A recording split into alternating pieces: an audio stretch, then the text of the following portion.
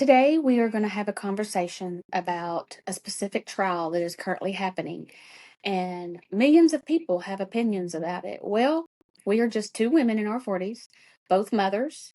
I've lost a child, been through hell and back, both of us, and we just want to have our own conversation. So, this disclaimer is we are not choosing sides. We are not saying one is right, one is wrong. Just want to have a little conversation on how we feel about this.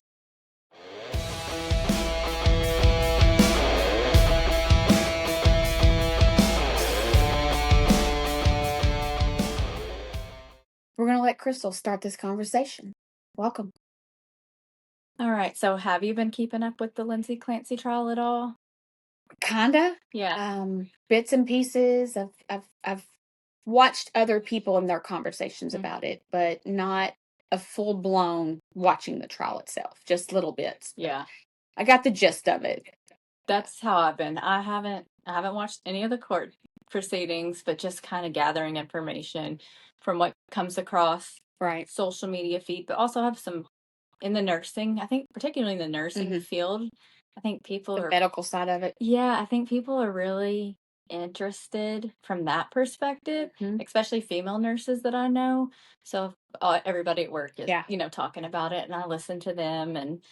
But I haven't really weighed in so much as far as, kind of the conspiracy Yeah. theories that are going on because I haven't educated myself enough I've about seen a it. bunch of the Yeah, conspiracies. Oh, yeah. all of them. Yeah. So I keep every time everybody's talking to me about it, I'm like, I'm waiting for the Netflix documentary. The next one of the Yes. next crazy mama who's done some stupid shit. Yeah, Yeah. I'm waiting for that. But what I do know, or what I can make a stand on or speak to is I I do think that our healthcare is lacking Yes. severely for women in general. And I think that that's why this trial has gained so much traction. I think it's like for everyone. There's Mhm. men out there who've got mental issues. There's people doing things they should. I think the healthcare system's letting down everybody at this point.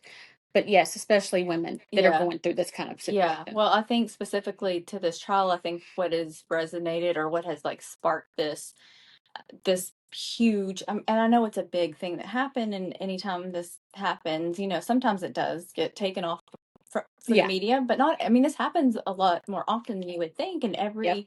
every one of these stories doesn't take off. I just think that in this instance, because women are kind of in this transformative place, I feel like, in society right now, where they're kind of taking a stand, I guess, like reclaiming their power in a way. Yeah. But it's just resonating. So what I do feel like is it really does show that healthcare is lacking. Um, and you're right, for everybody, but specifically Yeah. for women and for mental health. Hmm. You know, I think that I think the healthcare system, failed her quite a Yeah. bit. I think that she reached out multiple times, Hmm. crying out for help, Oh, yeah. telling multiple doctors that she, was having all of these thoughts and all of these, feelings. And every single doctor that she saws, first thing was, all right, well, Take a try this. pill. Go do this. Yes. Yeah. Yeah, exactly. Take a Yeah. pill. Take a nap. Yeah. Mm-hmm. They I personally dealt with postpartum twice. Mm-hmm. I was pregnant 5 times. I had 5 babies. I Mm-hmm. lost my fourth one, carried her full 9 months. She died during delivery. And she was one of the postpartums. It, Oh, it yeah. took me 3 years to really function like a normal mom because I was so emotional. I cried all the time. I had it with my first one because I was 16. I had Mm-hmm. him 6 weeks early. He was in a hospital for a month before he came home. Mm-hmm. So that was a different kind. It was like postpartum and not having your baby. You're going home with no baby. So that was traumatizing. And I felt like I relived it again with Taylor when I lost her. So postpartum is something that it controls your emotions. It controls your mindset. It's almost like they say menopause gives you brain fog. But for me, that it was like your brain just crossed wires. You couldn't think straight. You didn't know what was right and what was wrong. You didn't know what was real and what wasn't. Mm-hmm. And it was a struggle. So for that part, I do understand where she stood with the mental part. And I didn't get the help I needed. Mm-hmm. I never received any help from any. My doctors did the same thing. Right. Take this pill, go home, get someone to take the kids for a couple days, get some rest, Sleep when and they you're sleep. Yeah. Yeah. That's not the fix. That's Right. not that. I'm not saying what she did was by all means right. I'm saying what she went through was real, Mm-hmm. because that is real. It's facts. It's irritating to hear people, especially men, who want to get on social media. I'm sorry, I got to say this part. I don't care who I piss off. But men that want to get on social media and talk about postpartum mental health and things that women go through having kids, you don't know. Mm-hmm. I don't even care if you're a doctor. You don't understand, and you never, ever will. Mm-hmm. I feel like men should not become doctors for females who deal with this kind of thing. It needs to be a woman who's experienced herself. I It's agree. hard.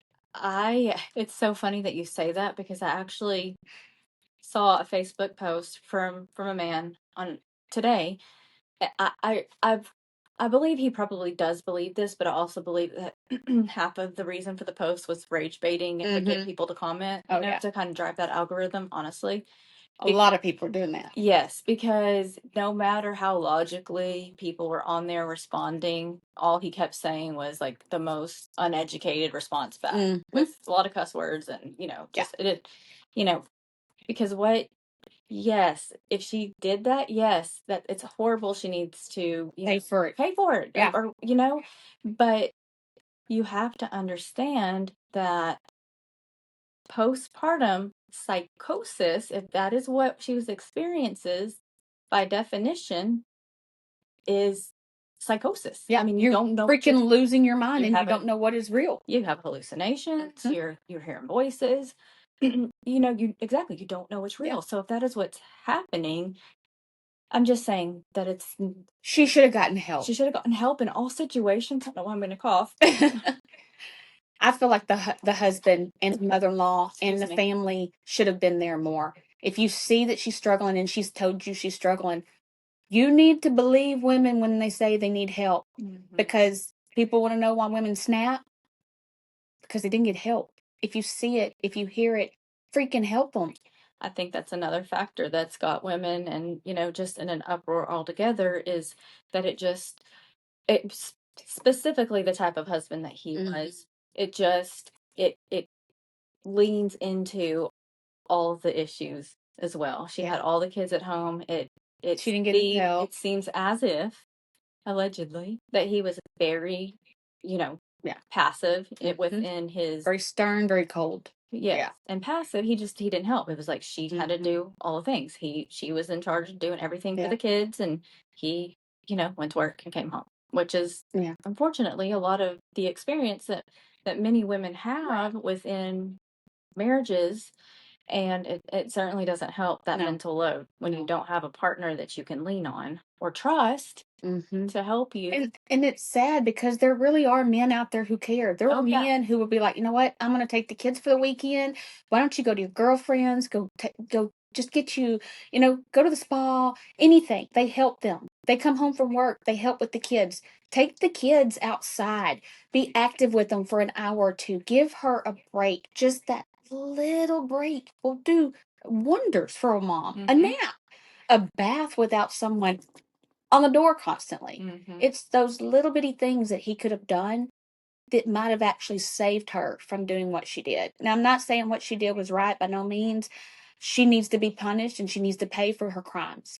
Because for me, the facts that she took each child down there to that basement, laid them face down, and strangled one after the other. One, I could see snapping and just losing it on one. But the fact that you organized and laid them down face down because you couldn't see it, you mentally knew what you were doing because you didn't want to see their face. How do you do that? It took 3 to 5 minutes to strangle a person, even a child. So she spent 10 to 15 minutes down there strangling 3 kids. There wasn't some conscious in you. There was not some heart. There was not, what am I doing? What am I doing? And stop yourself. Yeah. That was wrong. What she did was completely wrong. I will never, ever make excuses for that. But she still should have gotten help. Yeah, and I'm not even educated enough to know that that's how, Yeah. I haven't watched it. Um, but so yeah, I agree. And I think I did hear just in passing, because one of my coworkers is like Into it. really Yeah. watching it. Yeah, and she was the I guess psychologists, psychiatrists that are testifying right now Yeah. are talking about how and that's the thing, they're trying to determine whether it was true psychosis or whether it was something else, ideation, where she was going to commit suicide. So she thought that her kids would be better off Right. not living also, Yeah. or something. But yeah, and that's what I was reading on that man's post, and what I was thinking too. Take it all aside, and even here, like having this conversation, even no matter what, if she did it, if she knew what she was doing, if she didn't know what she was doing, just the fact that how many fail safes for her failed to get to that point. She went to so many doctors. They just, like, all this polypharmacy, everybody just kept throwing pills at her, and that makes things worse. They don't realize you dope up somebody, they're definitely not going to be able to think straight. She was numb. She had the emotions. She had the emptiness inside. She was stressed the hell out. And then you want to just numb her with medication? Well, She's not feeling any feelings, especially sadness or heartbreak. So, and some of the side effects of antidepressant medications are suicide, homicide. Those are actually legitimate. A legitimate side effect. She thought, if I can't live with this, my babies can't live without me. Nobody really will ever know what was in her head. Even to the day she dies, no one will ever know what she was going through. Right. But the fact that she took 3 lives, that is unforgivable. I had 4. I raised 4, and they were all stair-step. That thought, even in my worst, darkest place, I was abused for 12 or 14 years with their father. I still didn't think of an excuse, just, kill myself, kill my kids, just get away from him. Right. I wanted to pack up and just leave. But harming your children, that is unforgivable. That's ungodly. Yeah, I'm not 100% sure. Like I said, I haven't watched it, but I have seen that I think she did have, like, underlying mental health issues already. I think she was bipolar, maybe, like a manic depressive bipolar. I think so. I think I mentioned that. Yeah, I think so. But then also too, I think. So we talked. Oh, sorry. So we talked about the doctors just throwing the pills at her too. Right. I think that so many times women, especially women in these issues, these health related issues that are hormonal, nobody pays attention to that part. It's like they just completely ignore the whole hormonal aspect of it. And you know what's funny? It's funny you say that about hormones. There was a guy on one of the social medias, I seen his video, and this guy was just raging, like angry, and somebody was commenting, "What did you do? Juice yourself up? Now you're so pissed off." Men do it too. Men can get rageful. They road rage. They're shooting people in the streets. They're attacking people for no reason. Men do it every day. So for the fact that a man wants to put in his 2 cents about a woman having emotions and being emotional and moody, y'all do it too.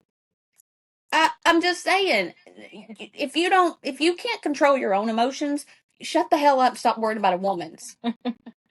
No, it's true. And especially, I mean, a lot of men deplete in testosterone as they grow. I mean, women do too, but that, I've given Estrogen, testosterone, all of it. I've given testosterone, and they will, like, for that first few days as it re-enters the system, it will increase the aggression just a little bit.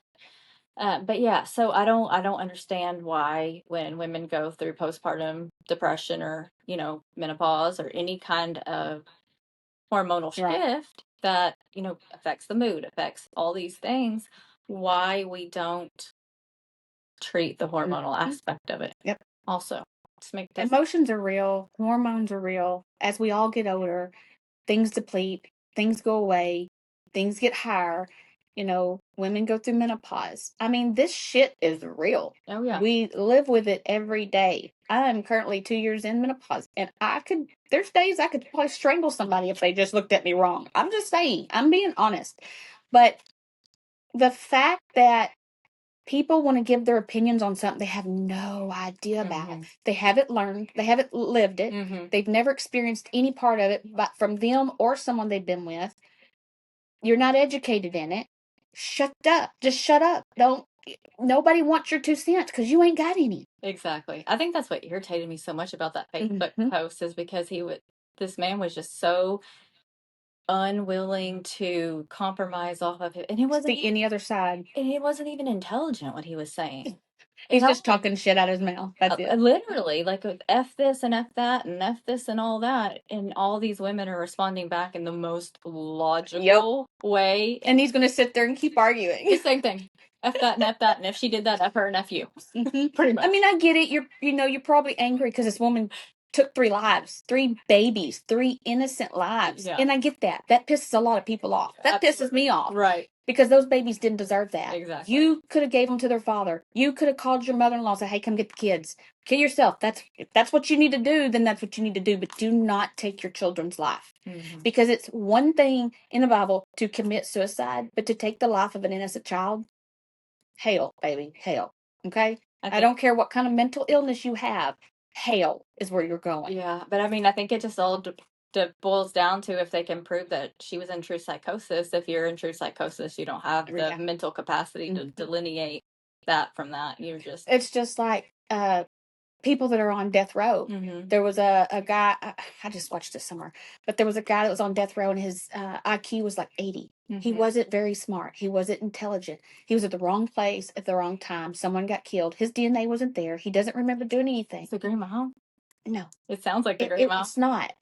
Where did I watch that? Boston Legal. It was an episode on Boston Legal. I bet they took it from the Green Mile. That's the basis. And I was sitting there and I'm just thinking, this man is not even, he doesn't even have the intelligence to understand what is happening to him. You think he's going to be smart enough to kill somebody? Right. He was like a 10-year-old in that jail cell as they were talking to him. He's just like, I'm sorry. I need to go with God. You could hear his voice, grown man, just like sounding like a 10-year-old. That was the basis of the Green Mile. There's I bet it was the same. There's so many things, and I do understand the mental health part. There's a lot of people that use it as an excuse. A lot of people. What else are you going to use when you're on trial for something like that? I guess. On trial, I'm just saying in everyday life. Oh, yeah. They use everything for excuse. And I'll be honest. Yeah, I have ADHD and I am OCD. And I know that a lot of my mistakes were made because of my OCD. I controlled situations in my house. I wanted to take care of everything. Yes. And in that process, I gave it to my daughter. Yeah. And then I created another control freak. Right. Which is probably why we don't talk. But I'm just saying, everybody has something. But you have to have some kind of common sense. You're an adult. You laid down and made those babies. It was your responsibility to take care of them and give them a future, not take their life. I'm not happy with that. Yeah, I'm not either. But look, I think I think we have 2 different perspectives because you lived through all of that, and I'm looking at it from a purely medical educated point of view. Yeah, because I'm just taking the, I guess, you also see both sides too. You do. Yeah, I do. If you know you have an issue, get help. Yeah, well, she did. They didn't. She tried. Yeah, but yes, there was so many people that abandoned her, but if you really know, I just feel like she should have done something. She went to the hospital, tried to check herself in. She called the suicide hotline. She went to multiple doctors, and nobody helped. And all of those lines failed. They told her because she didn't have an immediate suicide plan that there's not a whole lot that they could do. And then the system failed her. And then the husband downplayed it too. I think it's been failing her for years. Oh, yeah. for it's sure. probably one of those Yeah. male chauvinist relationships that she was in. Yeah, for sure. It's very sad. Very sad. It is. It is. It is. It is. I'll wait for the Netflix documentary to come back. Yeah, because you know there's going to be one. Oh. Netflix picks up every story that they can make a buck off of. I'm sure they're currently in that courtroom right now. There's gonna be all kinds of. I'm sure there's gonna be all kinds of movies and everything else going on. My problem is, like you said, all the conspiracies, the videos, the women that are just like jumping out. Spencer Pratt did a video. I think I sent it to you. It's long, but you need to watch it because he really, really tells some shit on there. Yeah. And I have to agree with about 90% of what he says. Yeah. Women that are attracted to these men that are sexy going to prison for murder and rape and serial killers. What is wrong with you? Seriously, what the hell is wrong with you? I don't understand that. What is the attraction to? I get the bad boy thing. Yeah, come, my husband rides Harleys, yeah. But murder? How's that sexy? It attracts you to someone who wants to strangle women. It's like the guy with the big tattooed face that prison, and he gets marriage proposals every day. And now he's fat in prison. So I don't know who wants him. He's fat now. He went into prison and got fat. Well, good. But serves him right. What is that attraction? I mean, do you have any on the medical side of that? Like, is that a mental thing? It has to be some sort of mental thing. I almost wonder if it's like I can change him or be the one person that he. I'm serious. Like, I don't know. Ladies, we're good, but we ain't that good. Yeah, Okay. it has to be. I watched a documentary on that guy with the tattoo face. And he was so smug in that courtroom. I mean, yeah, he was good looking, but the tattoo on the face kind of I don't do tattoos on the face. You should watch the documentary, like on the behind the scenes when he's having the conversation from Joe with the dad. I mean, he's like he's so nonchalant, and he's like, well, he's truly a psychopath. Like he just said, yeah, I gotta go talk to people. Yeah, and well, he just said, I would have kept doing it. The more I did it, the more I wanted to do it, and I would have continued to do it once I got caught. Isn't there like when someone kills for the first time, whether it's accident or on purpose, they get this. They say it's something in the brain. There's like a crosswire or something that if they do it, it's almost like an addiction, and then they crave it, and then that's how you create a serial killer. Oh yeah, for sure. That is scary as hell. It is. You got to watch your kids when they're little. If they're killing frogs and ants, look, I'm telling you, get your kids some help. I'm just saying. It really is true. Yeah. It really is true. That's one. Horrifying. That's an indicator. People enjoy doing. Sometimes kids are just, harmless, but yeah. If it continues over years and you know it goes from the ants to the frog to the cat to the dog, you're like, you're kidding as hell. I mean, yeah, I swear there had to be some red flags on somewhere in his growing up. Someone should have seen something, and that's the problem now. With social media, they're letting their kids on phones and then the parents, and they're not seeing what their kids are doing. They're not keeping up. You don't know what your kids are going to school shootings. They're doing all this stuff. And the parents there's states that are now passing laws. The parents, if they let their kids do this, they're going to go to jail too. You're responsible for what your kids do. Yeah, I have seen some of that, and I agree. It, so much access to things. Yep. And, kids should not be watching certain movies, murdering, and you're teaching kids the possibility of what they could do. It's almost like, and all these shows where they show you how to do things and get away with things, people watch that. You're literally opening a door for a psycho creation. Are you talking about, like, what is it? How to Get Away with Murder? Yeah, like all those different shows. I'm like, who watches this shit? I love this guy. Oh my God. See, I watch Boston Legal and I watch Matlock because I'm over here, the attorney side of it, going, how did you defend that criminal? How did you do that? I don't think I've actually ever watched it. Maybe I have. I mean, I love all the true crime. It's just intriguing to me. It is. It just depends on what it's about, though. There's certain crimes that I don't want to watch about, like kids. I don't want to watch about that. So I'll skip that episode and watch something else. I want to watch the ones that finally get closure Oh, or like the get cold case? Those are wonderful. I love my those. life is a cold case. I So know. those are intriguing for me because Yeah. I lived my hope Mhm. through some of if Yes. it could happen to her. It can. And even all these local places, Yes. people. There was someone, a woman who was found. They found her body. Mhm. Was it Dallas or Louisiana? Somewhere. She was blonde headed, maybe in her 40s or so. She went missing. It was like a week or two, and then they finally found her body. Mhm. And my first thought was that's heartbreaking, but I Mhm. thought, thank God, her Right. family has closure. Exactly. That is the hardest thing, Mhm. to lose someone and never know Right. where are they, Mhm. what happened. Just because it sets your mind into you go all the places, and then you overwhelm yourself with all of those emotions and thoughts, and it can eat you alive. Oh, yeah. It did me for years. Absolutely.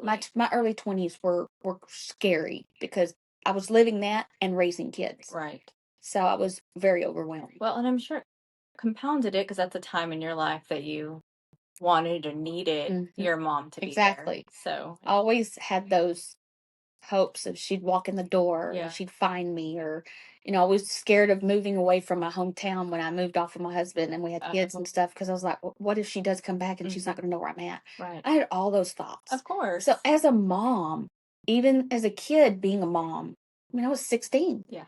And it's like, even then, being young and hormonal and emotional and heartbroken, having kids, there is no way in hell I could ever harm them.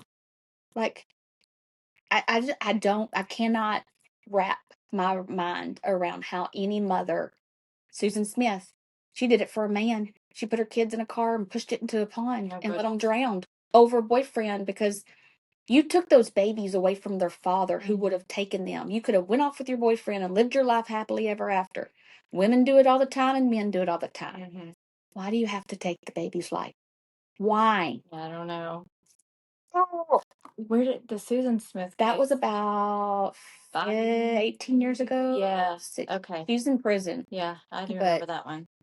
yeah, it was a race thing, because she accused some black man of kidnapping her kids or stealing her car with her kids in it, and actually she was the one who pushed the car into the pond. So yeah, I think I'm unfamiliar. I mean, I know all these stories because they made national news. the But one in Houston, yeah, and drowned them. maybe that's why I'm not watching the Lindsay Clancy case like that either. Yeah, Because it's kids. So yeah, I try to avoid that. it's hard. Yeah. I think the I can't remember her name, but it's the one in Houston. She was a mom and had 4 kids, and she drowned all 4 of them in the tub and laid them all outside next to each other. She's in Rusk, right? I think somewhere. Yeah.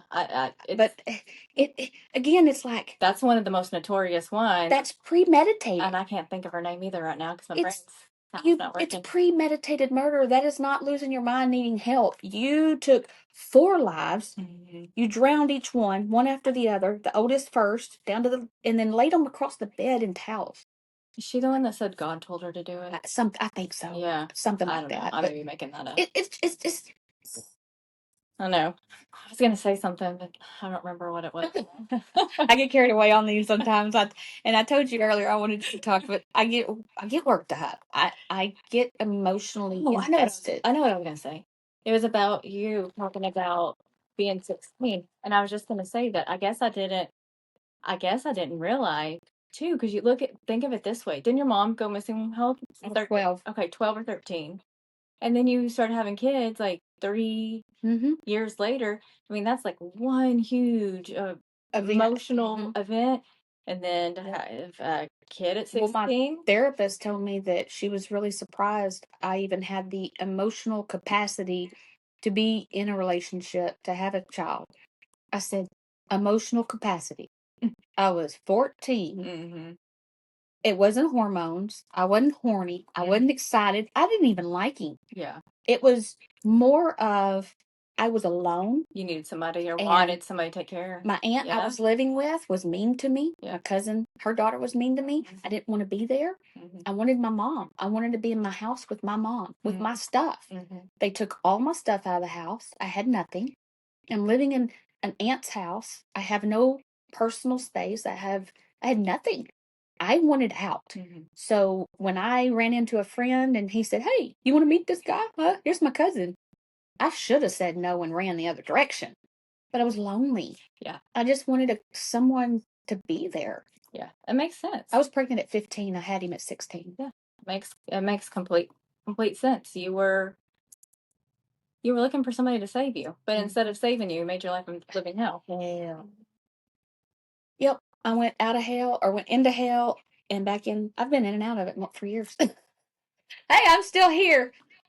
I got gray. I got wrinkles. I'm old now, but I'm still here. Well, and that is the resilience of women. There you go. See, we're not all psycho. We're not all crazy. We don't all kill our children. I am interested to kind of see how it plays out, to see Very curious what they come up with as far as I just hope they have facts. If they're able to prove the psychosis, or what they're able to do. I mean, I think they're going to have facts. I think that they have the facts. Now, I don't think that anybody can have the facts as far as if she was truly in psychosis. Right. There's not a test that they can be like, oh, yep, psychosis. So they just have to lean on expert opinion on that. But I mean, you've got enough therapists. If you have to bring 10 highly trained professionals from all over the world and have each one separately and then compare all theirs and be like, okay, 6 out of 10 say she's crazy and she was in psychosis, then there you go. Yeah. I mean, and I think without taking sides, or, we've both kind of just shared our opinion on Right. overall. I'm not choosing sides. Yeah. I think the big takeaway on this is we have to learn to be our own advocates, and we have to refuse to leave. Mm-hmm. And demand, Yeah. if it's and for our family members too. Yeah. Unfortunately, she didn't have spousal support of a man. She had much support. Yeah, of a man that's going to sit there and be like, no, you're going to take care of my wife right now. We're not leaving. Yeah. But we got to learn to be our own advocates. We got to advocate for our family and our friends, and the medical community is not always what they say is not always right. A lot of them mass treat instead of they just mass treat everybody the same way instead of looking at people in an individualized way. So, and they also need to look at, a lot of doctors get bonuses for the more prescriptions that they write, for more, especially a lot of medical, medication companies. They'll give you incentives and bonuses. So the more prescriptions you write, the more the doctor's going to make. And they don't really give a shit about you.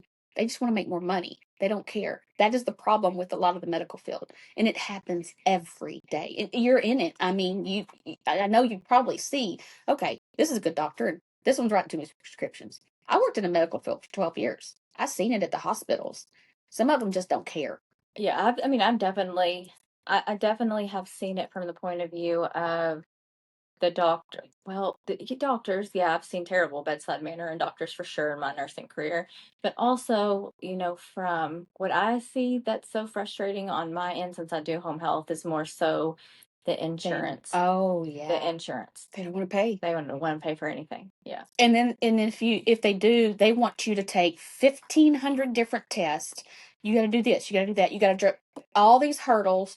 And by the time that you're done, you're so drained. You're like, screw it. I don't need it anymore. And then, then you commit suicide, or you take all the prescriptions that doctor gave you and you take them all. And you're, yeah.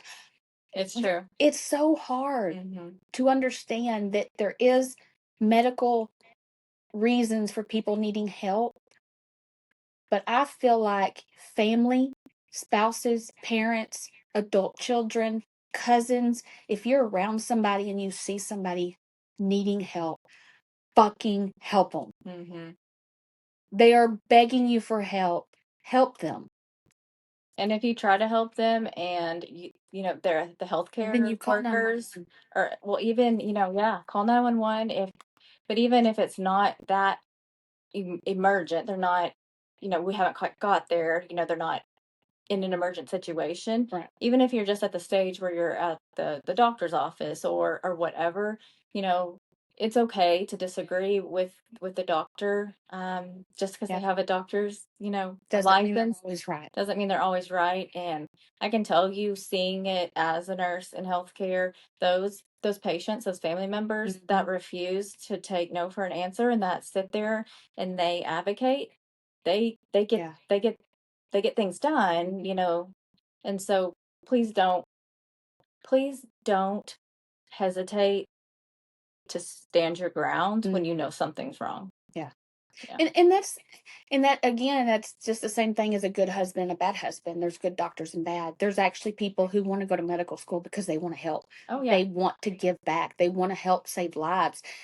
You just have to find those doctors. Yeah, for sure. And I'm sorry, but any doctor's appointment you can set, and if someone's talking to you, you can tell if they care or not. Mm-hmm. If they don't care, you get up, you walk out, you go to the next one. Mm-hmm. And you go to however many doctors you have to go to until you find someone to help you. Period. I have the best doctor ever, and she's retiring and closing her practice, so now I have to find another one, and I'm extremely sad about that. That's horrible. It really I had a is. really good doctor, and when I had a couple of my kids in Athens, and when he retired, I cried. Yeah. I absolutely bawled. Yeah. Because he had the best bedside manner. He was there when I lost Taylor. He delivered my Taylor. Oh, yeah. And he comforted me for hours. Yeah. He had other patients, and he sat there and comforted me. So yeah. that meant more to me. Bedside manner will literally give you the biggest answer you need on if there's a good doctor. 100%. If they talk down to you, probably not. But if they listen and have good advice and they care, keep them. Speaking of talking down to, it wasn't a doctor, it was an attorney, but Uh-oh. I gave my own attorney a piece of my mind this past week. Oh. Yeah. He was just, his bedside manner, whatever you call it, phone side manner was just terrible. Very condescending, very talking down. That's probably one of my biggest pet peeves is when somebody is very condescending to me or tries to make me feel stupid. And so I was like, I'm going to need you to go ahead and stop right there, pump your brakes, take 2 steps back. You're the one with a law degree, not me. So how about you try to explain this a little bit better? Mm-hmm. Yeah. I was so mad. I'm one of those people if and I actually I had this happen with a manager at a job I was at years ago, and she used to do that when she'd come to your desk and she would lean over you and talk down to you as if you were in 3rd grade and she was the teacher. Yes. I stood up, I pushed that chair back, stood up, and I looked at her face to face, eye to eye, said, "Excuse me? I am not your child. I am not a 3-year-old. And the last time someone talked to me like that, they found out real quick I don't allow it." She just looked at me and she's like, "Do you want to keep your job?" I said, "Do you want to keep your teeth? Don't talk to me like that. I'm sorry. If you get your ass beat for so many years by a grown man, at some point in your life, you're like, I don't deserve this, and ain't nobody gonna talk to me like that." Right. So, What did she say when you asked her if she wanted to keep her teeth? "You need to go see Dana in the office." I said, "So do you." Yeah. We can take this outside, off premises, or you can sit back down and talk to me like I'm a human being. I know. That is Disrespect is so bad these days. Yeah. I just seen a video of a clerk at a Marriott hotel. The lady was trying to get a receipt because her flight was delayed or something. So she was a day late and they canceled her booking for 4 days. So she went in and arrived. She was like, "Hey, this happened. Can I get a receipt or whatever? Or can you get me in another room?" The lady was telling her, "Get the F out of my lobby, get out now, no," and all this stuff. Well, later on I found out that lady got fired. Well, good. But I'm like, what the hell's wrong with these people? You don't own the hotel. You make $12 an hour. You ain't got any right to say any kind of shit to nobody. Do your job and shut up. People are so rude. Yeah, I don't find it a lot, out in like my day to day, but I do find people, especially men, who hold powerful positions. They love to talk down to a woman. Until that woman stands up to them and puts them in their place. Yeah, you may have a penis, honey, but that don't mean you got a right to talk shit to me. You're gonna find out real quick. Don't mess with us. We are premenopausal, menopausal. We've had kids. We've had divorces. We don't care. Okay. Yeah. We could go on and on and on about all of this, but we really just wanted to give our opinions and talk about I guess, how we felt about this whole situation, because Lindsay Clancy she is a human being. She is a wife. She is a mother. She deserves some kind of dignity when it comes to humanity, but what she did, absolutely, completely wrong. She should have gotten help, and this never would have happened. She didn't get the help she deserved. She didn't get the help she needed. She was really the system failed her in so many ways. It failed her children. And now this entire family has to go through the loss of three children and Lindsay. So my message is to anybody who is in this situation: if you need help, if you need someone to talk to, anything, if you want to call us, we're here. Talk to us. Call 911. Call 8. What is it? The suicide hotline.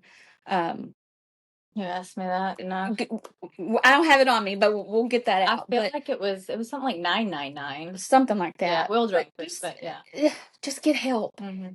If no, don't give up, even in the darkest times, because trust me, we've all been there. We have all had those moments of just can't do it anymore. I've locked myself in my closet, I've cried for hours. You can get through this. God built you to be strong. You have this. You can do it. So don't give up on yourself or your family. I agree, and I think the only thing I want to reiterate is just, advocate for yourself. Don't be afraid to stand your ground. Take care of your people. Advocate for, your friends, your family.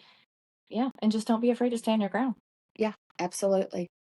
Real women, real conversations, zero judgment. Midnight Maven Podcast.